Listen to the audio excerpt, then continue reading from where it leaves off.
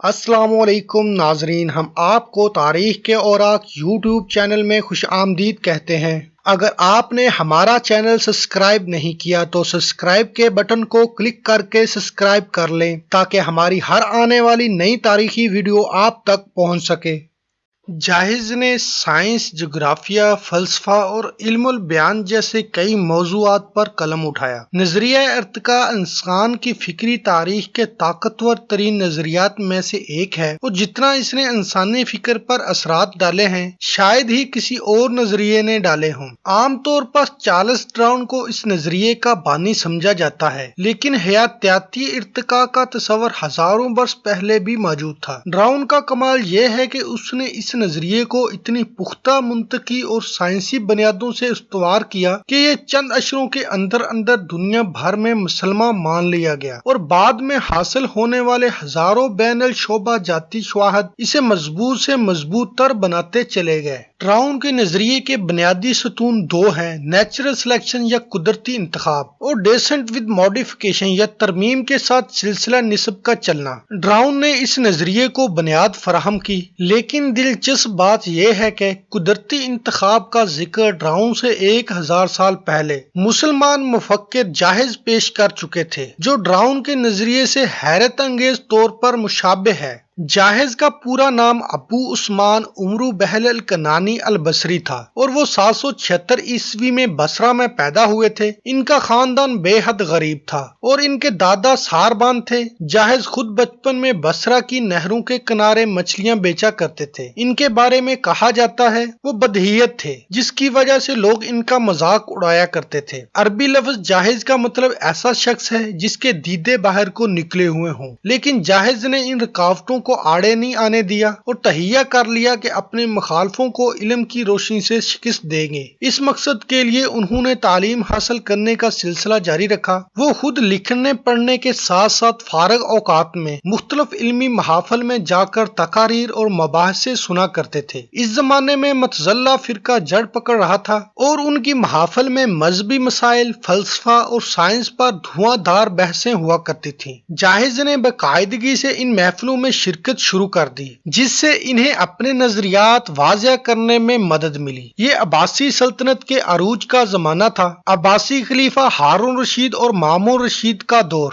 علمی بحثوں اور بیت الحکمہ کا دور تھا۔ یہ وہ زمانہ تھا جب دنیا بھر سے علوم و فنون عربی زبان میں ترجمہ ہو رہے تھے اور مسلم دنیا نت نئے نظریات سے روشناس ہو رہی تھی۔ مسلمانوں نے ابھی حال ہی میں چینیوں سے کاغذ بنانے کا کارآمد فن سیکھا تھا، جس نے علم و دانش کے میدانوں میں انقلاب برپا کر دیا تھا۔ نوجوان جاحظ نے اس ماحول کا بھرپور فائدہ اٹھایا اور مختلف موضوعات پر ایک ایک کر کے کتابیں لکھنا شروع کر دیں۔ جلد ہی ان کی شہرت دور و نزدیک تک پہنچ گئی، یہاں تک کہ خود عباسی خلیفہ مامون رشید بھی ان کے قدردانوں میں شامل ہو گئے۔ بعد میں خلیفہ المتوکل نے انہیں اپنے بچوں کا استاد مقرر کر دیا۔ جاحظ نے سائنس، جغرافیہ، فلسفہ، صرف و نحو اور علم البیان جیسے کئی موضوعات پر قلم اٹھایا۔ اس زمانے میں لکھی گئی بعض فہرستوں میں ان کی کتابوں کی تعداد 200 کے قریب بتائی گئی ہے، تاہم ان میں سے صرف 1/3 محفوظ رہ سکی ہے۔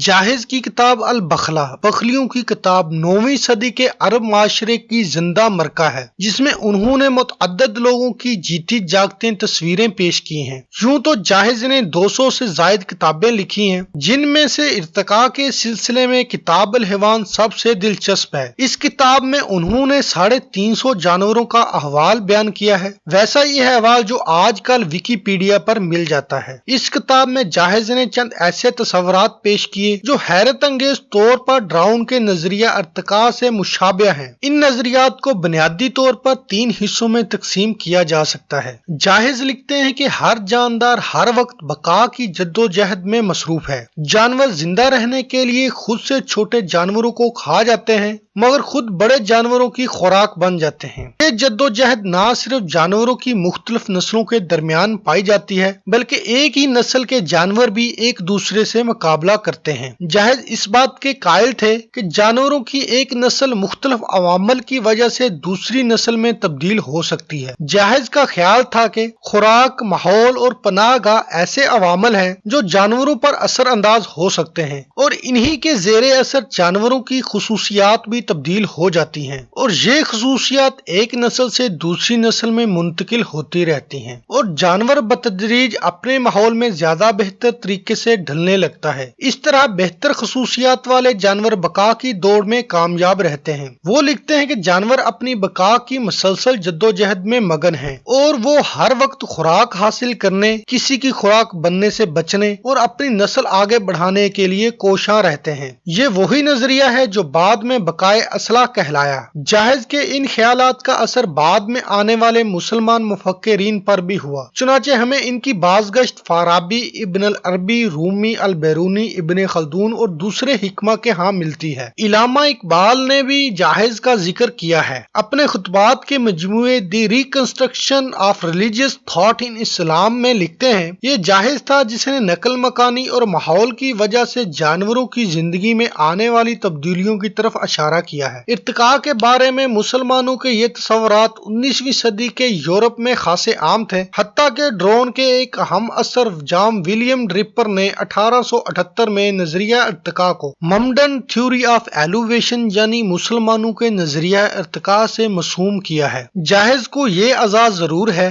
जो बात 19वीं सदी में ड्राउन को सूझी, इसकी तरफ वो 1000 साल कबल इशारा कर चुके थे। इल्म दानिश और किताबों से इश्क जाहिज की मौत का सबब भी बन गया। कहा जाता है 92 साल की उम्र में शेल्फ से एक किताब निकालते हुए भारी भरकम शेल्फ इनके ऊपर आ गिरा और यूं इस्लामी तारीख का ये यकता दानश्वर किताबों ही के हाथों अपने अंजाम को पहुंचा।